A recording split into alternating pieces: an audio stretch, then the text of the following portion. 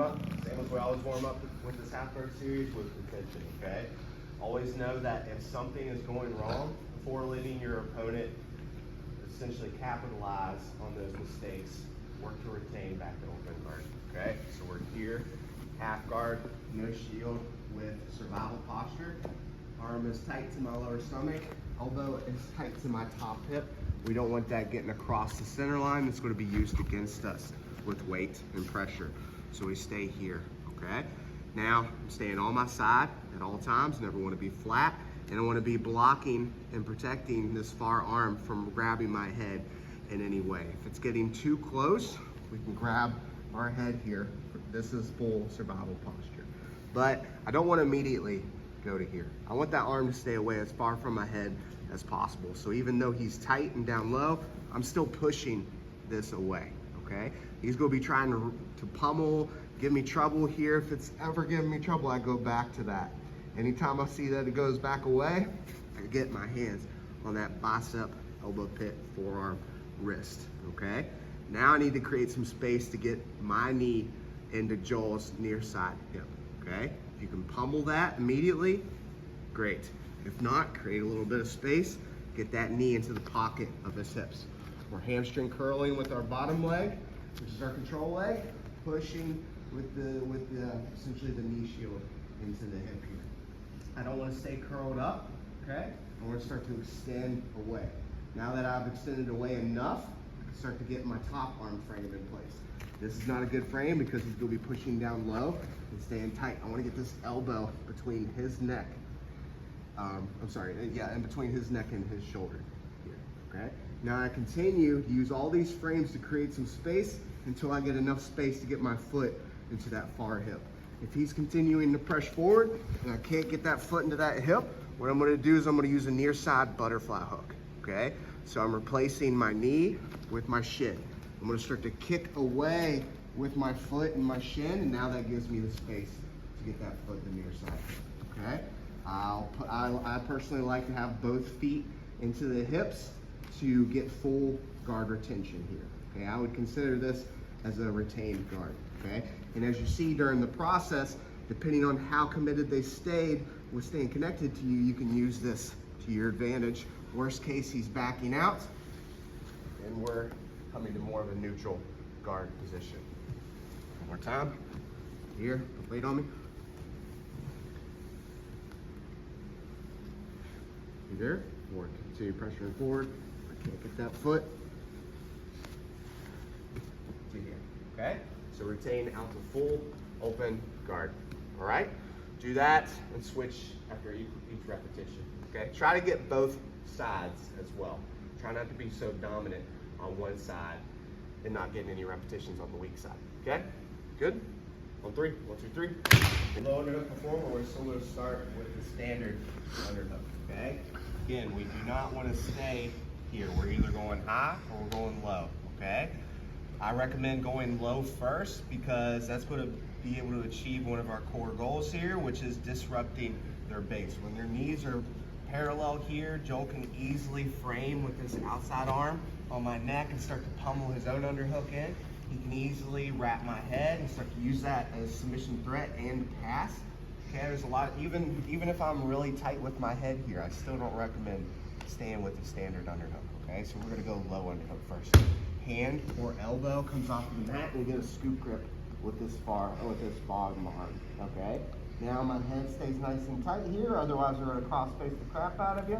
All right, so now to disrupt their base, I'm gonna do the hip shovel. So getting my hips as far down the mat as possible, and almost like you're throwing weight over your head. I want Joel to go over my head here.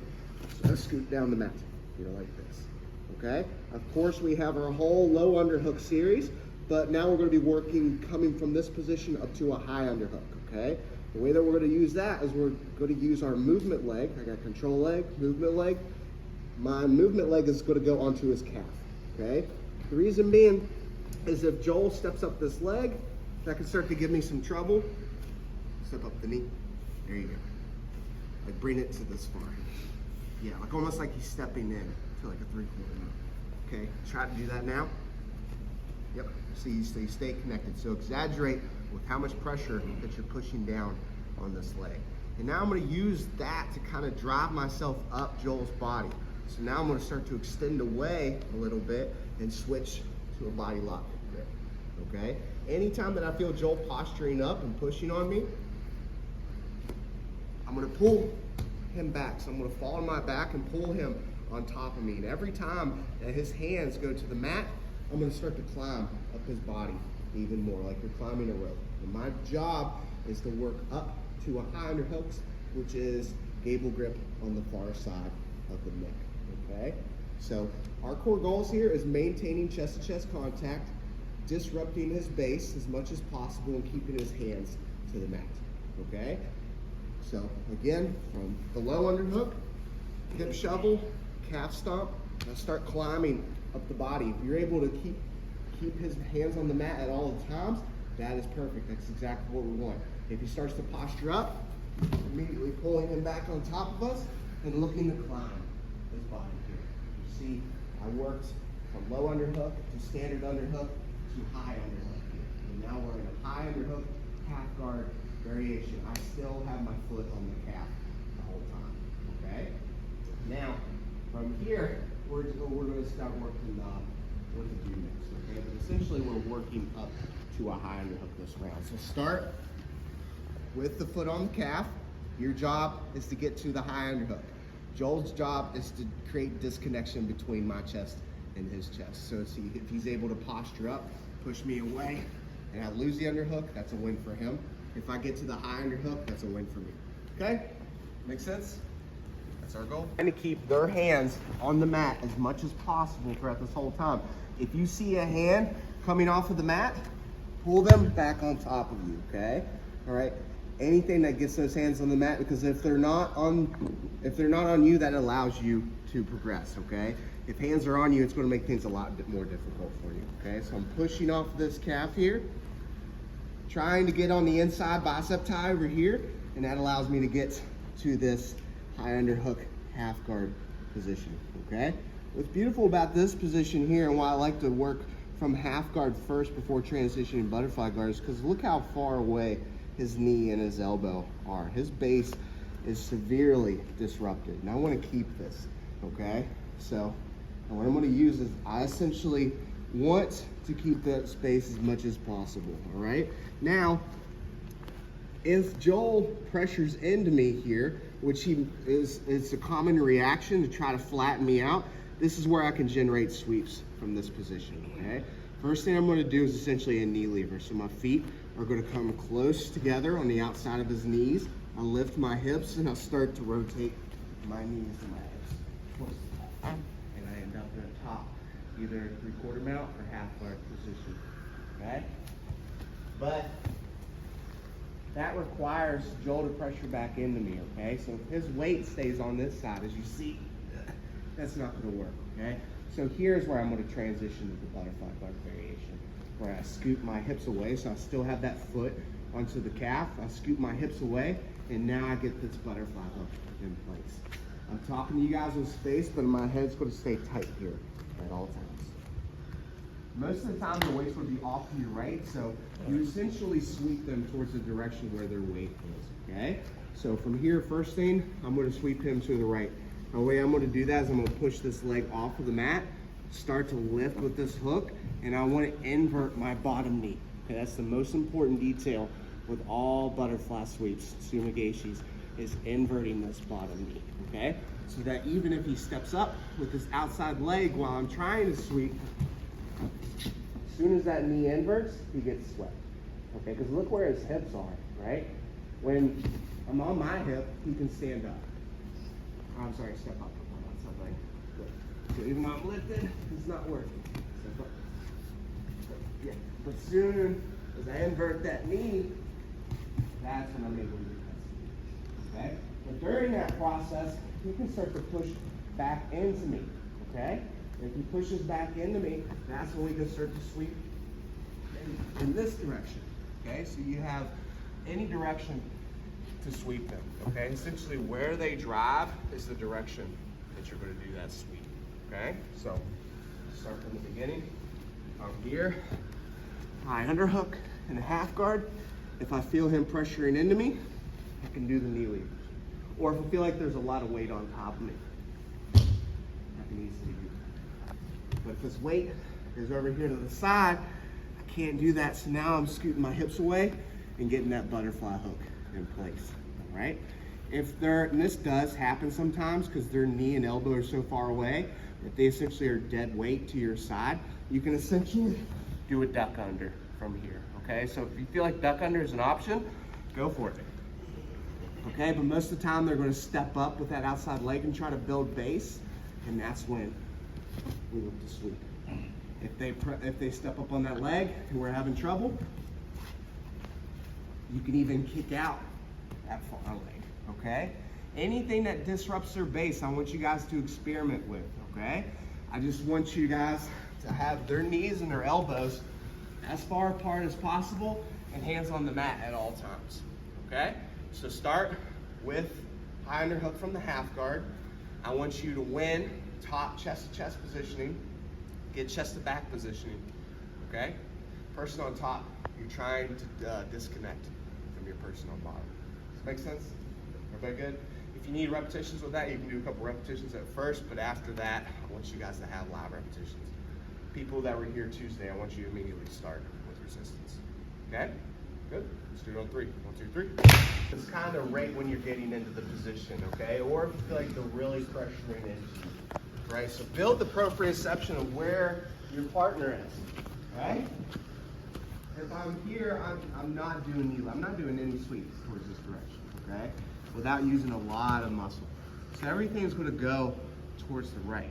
Now, if he starts putting weight on top of me here, now this is different, okay? Now, if you're having issues with the knee lever and the post, like let's say he posts his hands, that's when we can start to work duck unders, okay? So anytime that the hands go on the mat, you can go back to that duck under series, right? But from here, I'm essentially working to a butterfly guard. What I don't want you guys to do is to get to here and then go to close guard, because as soon as I throw this leg around his back, he's like, thank you, and pressures into me and flattens me out.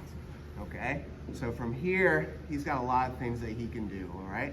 And basically, when you get an underhook from closed guard, what do? You try to work out to a butterfly guard. That way you can keep their knees and their elbows as far away as possible. So instead of going to closed guard, okay, go to butterfly guard, okay? Just control both of your hips with your knees and your shins here. So this is high underhook with the butterfly guard, okay? We're gonna go into clamp guard, shoulder crunch next week, and double underhook. So the issues that you run into today, that's probably the answer that we're gonna be doing, okay? But from here, we can start to sweep, all right?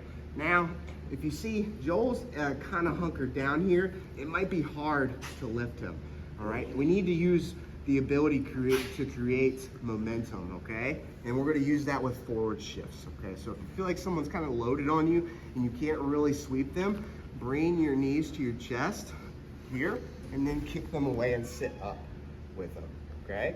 Now I'm in essentially a seated high underhook butterfly guard position, okay? So my head is higher than his head.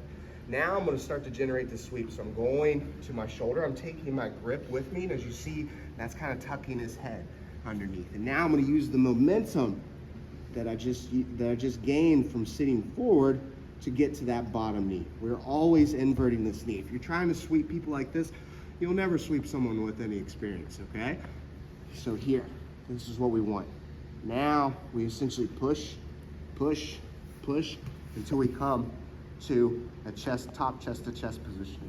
If there was disconnect here, and I'm able to get my opponent to their hip for 3 seconds, that's also going to be a win. If during this process, I was able to create a duck under, and I get chest to back connection, that's a win as well, okay? So, again, here, create space, hook, hook, all right? Now, as you see, I don't have a lot of power, so I'm gonna bring my knees to my chest, kick him forward and sit up with him, okay? I don't wanna kick him straight back because his feet are gonna stop me from sitting forward. I kick into an angle, all right? So I'm here, kicking, I'm sitting up, all right? I'm breaking this into sections, but I kinda wanna do this all at once. adding a forward shift is going to make your sumigeshis much, much stronger, okay? You gotta think really hard to lift someone. You can do it here, but it's really hard to lift somebody when you're already on your hip. If you sit to this position, as you see, you can create a lot of momentum to get to that top position. So if you're having trouble with your sumigeshis, that's probably what you needed, is just a forward shift. All right? So top chest connection, having them on their hip for 3 seconds, winning chest to back connection. Those are our goals for the bottom person. Person on top, disconnecting from your partner. Okay? Good? 1, 2, 3. A little more details on sweeping. Okay? When you create that forward shift, we're looking to tuck this elbow underneath. If you go down with your elbow on the mat, it just made it more difficult for you to get that bottom knee inverted. So tuck that elbow into your hip, go to your shoulder and use that momentum. As you see, it's pretty easy to invert that knee, okay? But don't get so sold on one side. Basically, if you're trying to sweep a direction, you're feeling resistance, change which direction you're sweeping. So for example, up here, your knees to chest, a forward shift. I'm starting to sweep this direction. He steps up that outside leg. All right, it's kind of more centered now. Okay? Now from here, I can maybe extend him away and sweep him towards the left. Okay? We're going to have so many other things that we can work into. All right? So we can switch, if he squares up with me, I can switch to double underhooks.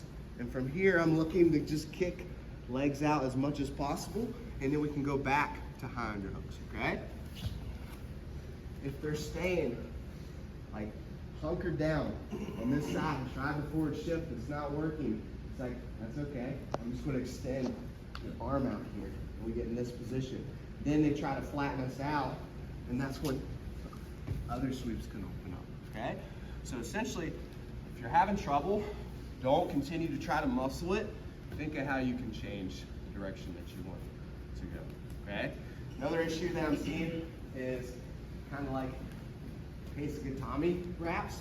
Essentially, they're wrapping your head here, giving you some trouble and looking to pass towards this side, and you don't feel like you have the space for the knee lever. What I want you to do is essentially go back to that scoop grip, get those hands back on the mat, then we can go back up. Or if they just keep doing that to you, think of just doing the low underhook series. Because connection, anytime that he's using the connection on top to give me trouble, I essentially go back to the low underhook series. Whether it's a head wrap, anything, because now that connection is a liability for him, okay? We're gonna kind of tie all this together here in a couple weeks, but we also don't want to just be one-dimensional on the high underhook. I know it's tough because we're kind of focusing on that, but just other things to think of, all right? So now we're gonna start essentially from the beginning. I want you to start with that low underhook with the foot on the calf, okay? Make sense? Same goals as before. Switch top to bottom each time. 1, 2, 3.